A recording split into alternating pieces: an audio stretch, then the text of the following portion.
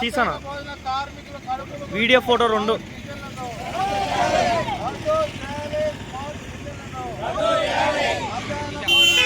Video photo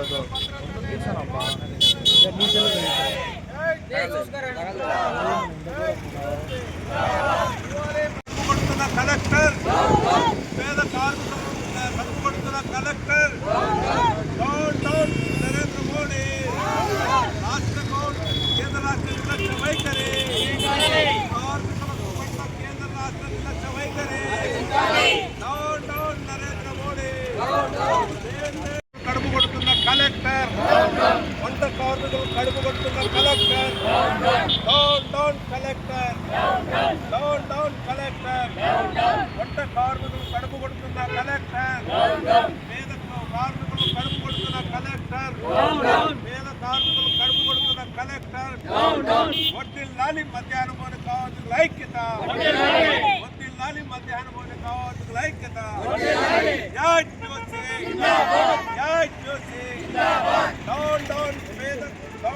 collector భోజన కార్మిక సంఘం మధ్యాహ్న భోజన కార్మిక సంఘం మధ్యాహ్న భోజన కార్మిక సంఘం జై టీఓసీ జై టీఓసీ చేయాలి స్మార్ట్ కిచెన్లను రద్దు చేయాలి స్మార్ట్ కిచెన్లను రద్దు చేయాలి స్మార్ట్ కిచెన్లను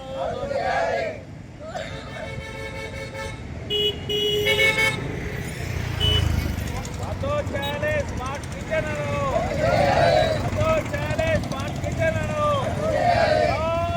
రాష్ట్ర ప్రభుత్వం రాష్ట్ర ప్రభుత్వం మధ్యాహ్న భోజన కార్మికులు కడుపు కొడుతున్న రాష్ట్ర ప్రభుత్వం మధ్యాహ్న భోజన కార్మికులు కడుపు కొడుతున్న రాష్ట్ర ప్రభుత్వం రద్దు చేయాలి స్మార్ట్ కిచెన్లను రద్దు చేయాలి స్మార్ట్ కిచెన్లను రద్దు చేయాలి స్మార్ట్. రాష్ట్రంలో చంద్రబాబు నాయుడు అధికారం రానప్పుడు మధ్యాహ్న భోజన కార్మికులకు మెరుగైన జీతాలు ఇస్తానని చెప్పేసి మధ్యాహ్న భోజనానికి సంబంధించి నాణ్యమైనటువంటి భోజనం పెట్టిస్తానని చెప్పేసి పేద బడుగు బలహీన వర్గాల పిల్లలను ఆదుకుంటానని చెప్పి మధ్యాహ్న భోజన కార్మికులకు సంబంధించి అన్ని రకాల సౌకర్యాలు కల్పిస్తానని చెప్పి చెప్పడం జరిగింది. కానీ అధికారంలోకి వచ్చిన తర్వాత కడప జిల్లాను పైలట్ ప్రాజెక్టుగా తీసుకొని స్మార్ట్ కిచెన్ల వ్యవస్థను తీసుకురావడం జరిగింది.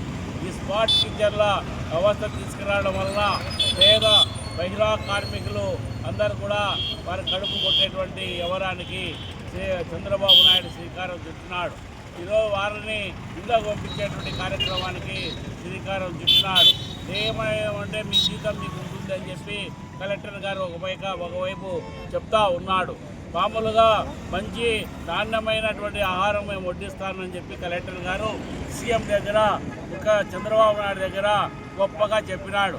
అయ్యా కలెక్టర్ గారు, ఈ ఒక మండలంలో నుంచి ట్రాన్స్పోర్ట్ చేసి అన్నము వేడిగా శుభ్రంగా వడ్డించడం సాధ్యమవుతుందా? ఇంకా అదేవిధంగా ఆ స్కూల్లో వండి వార్పు చేయడం ద్వారా వేడి అన్నం పేద బడుగు బలహీన వర్గాల పిల్లలకు వడ్డించినటువంటి మహిళా కార్మికులను తొలగించి ఈరోజు సద్దన్నం పిల్లలకు పంపించేటువంటి కార్యక్రమం. అయ్యా కలెక్టర్ గారు, మీ పిల్లలు ప్రభుత్వ స్కూళ్ళల్లో చదవడం లేదు, మీ అధికారుల పిల్లలు ప్రభుత్వ స్కూళ్ళల్లో చదవడం లేదు, కానీ పేద బడుగు బలహీన వర్గాల పిల్లలు మాత్రమే చదువుతూ ఉన్నారు. వారికి బాగా వేడి అన్నం వండి మార్చాల్సినటువంటి బాధ్యత పక్కన పెట్టి కాంట్రాక్టర్ల కడుపు నింపేదానికి లేకపోతే చంద్రబాబు దగ్గర మెప్పు పొందేదానికి కలెక్టర్ గారు ఈ విధమైన వైఖరి చేస్తూ ఉన్నాడు. ఓల్టేజ్లో ఎక్కువ హీట్ చేయడం వల్ల ఉండే పోషకాలు పోతాయని చెప్పేసి డాక్టర్ ఉమాదేవి కమిషన్ ఎప్పుడో దాదాపు 10 సంవత్సరాల క్రితమే చెప్పడం జరిగింది. కానీ ఇక దాన్ని పక్కన పెట్టేసి ఈరోజు హీట్లో చేసి నాణ్యమైనటువంటి ప్రోటీన్లను కూడా పోయేటువంటి అవకాశం ఉందని చెప్పి ఒక పక్క నిపుణులు చెప్తూ ఉంటే మీరు ఎక్కువ వేడిలో చేసి పిల్లలకు వడ్డించేటువంటి కార్యక్రమం చెప్తా ఉన్నారు.